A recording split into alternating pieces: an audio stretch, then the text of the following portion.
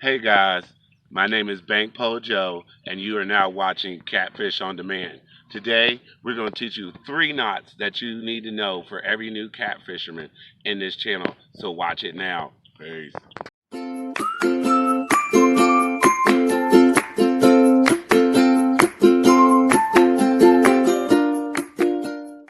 Okay, first guys, we're going to learn the improved clinch knot.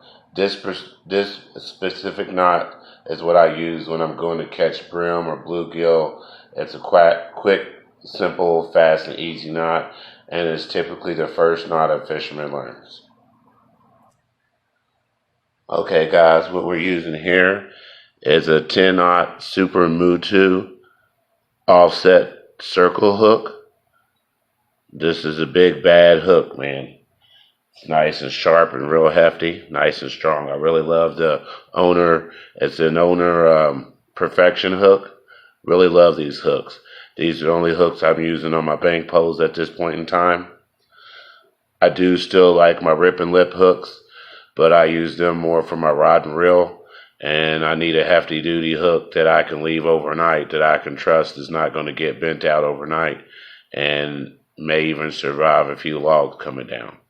So we're using that and some orange Dorsey extreme braid.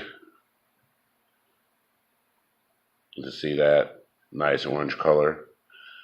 You can get that on Amazon. 550-pound test. My only complaint about that particular braid and that color is that once you have it for a little bit, it does fade. And as you can see, that's the color difference. This is brand new braid that has never been used. This is after one-time use. It faded to a really light colored orange. So just to give you a quick, my opinion, my quick review on that Dorsey's braided line, came all the way from China. Okay, now time to tie your improved clinch knot. You have your hook, got your eyelet on your hook. Now you're coming through the eyelet like so, bringing that through. Then get your line together. Then you give it maybe, I say, good at least 4 to 5 turns. That's 2, 3, 4, 5. Come back through the loop like that. And then come back to your second loop right there. Now, what I like to do is pull this down and start cinching it down first. There you go. You see that tighten up? Nice and tight. That right there is your improved clinch knot. First knot you're going to learn today here on Catfish on Demand. Now let's move on to your second knot. Okay, with number 2, we got the all fabulous Snell knot. This particular knot is the knot that I use to set up the leaders for my bank poles and also to set up the leaders for my rod and reels. For the most part, 9 times out of 10, if I'm setting up for any kind of leaders that I'm going to attach to my rod and reel, it will always be a Snell knot. And right here, we got a Snell knot tied to a owner perfection hook, circle hook that is. And what we're doing is we're going to show you how to tie a mud bum style leader for a bank line or a trout line or whatever you so choose to use it for. So check it out. Okay guys, to tie a mud bum style leader, you'll need a 10-knot circle hook or circle hook of your choice. one small bead, and 2.5 feet of line, or 30 inches of line for those being particular. And let's get to tying. First off, you're going to take your line and you're going to fold your line directly in half. So make sure the cut ends are even. So you pull them even. Now, what I'm doing is I'm running the closed end through the front end of the hook first, just like so. Now, when I tie my Snell knots, if you look on most of these hooks, now this particular hook I never noticed, but it's hidden very well. You can't tell where it's welded, so I guess it really doesn't matter. But typically I always wrap away from the welded side first. So say the welded side is on the right, I will wrap away from that, and I'd start right there. Give it 1, give it 2, and then make sure that's all lined up. Give it 3, and then I come right back in the back end of it.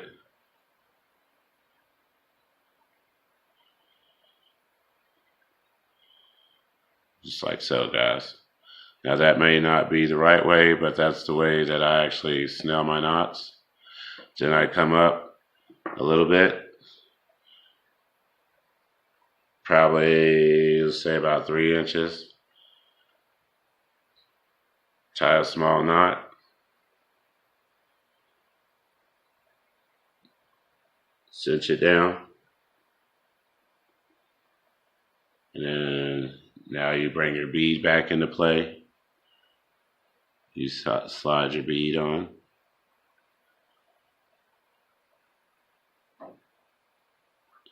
Pull your line through. And then you slide, then you overhand knot the other end. That way you cinch that bead in there. Nothing's going to pass through. Then I don't know, I may not did it long enough, but that's how the mud bums do it. And then it slides through the sinker. And then you take your hook, and you can bring your hook through the loop, pull it all the way through. Now that's why I said, guys, that it needs to be longer so I can move it down. So let's move it down. Okay, we moved it down. Now we put the sinker through, like that. And then we take the hook, and we flip the hook through the loop. Pull the hook completely through. And that is how the mud bums have their leaders. Now what you're going to have is up here is what's going to be actually attached to the swivel. And just so you know how simple it is to take it off, open up the 2 circles like this. Line comes off, pull it out, and there you go. There's a mud bum style leader. And that's how you tie a Snell knot. Let's move on to the next. Okay, guys, last but not least, the old Palomar knot. Guys, I believe the Palomar knot is one of the strongest knots out there. There's a lot of new knots that we'll teach you later on down the line. I just wanted to get the first 3 out of the way. So what we're going to do is show you the Palomar knot. Now, typically, where I apply this Palomar knot is I like to apply this Palomar knot when I'm not tying leaders on the end of my rods and reels. And I typically use this when I use a Kentucky rig or AKA drop shot rig. This is a knot that I use quite a bit. So check it out. All right, guys, now you got your main line that we're representing with this orange braid. We're going to turn it up and down. Now, if this was the line, what I typically would do to tie this knot on a Kentucky rig or a drop shot rig is I take my line, I pinch it off, I pull it out and make it a double, then I overhand knot,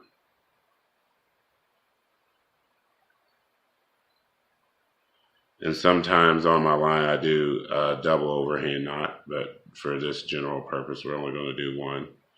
So that would be your line, just like that.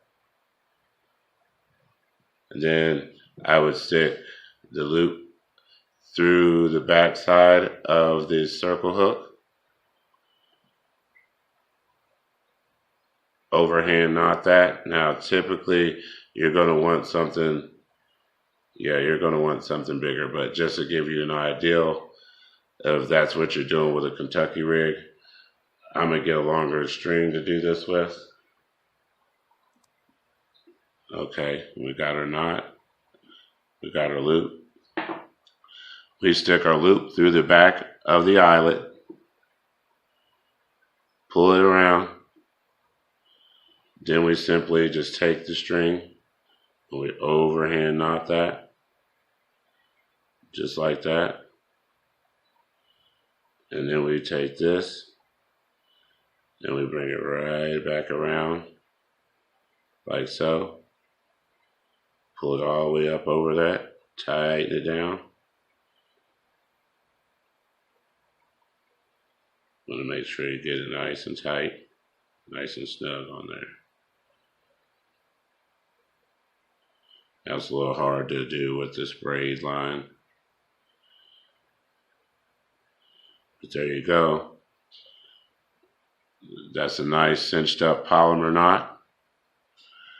And that completes this segment for the top 3 knots every new catfisherman needs to know.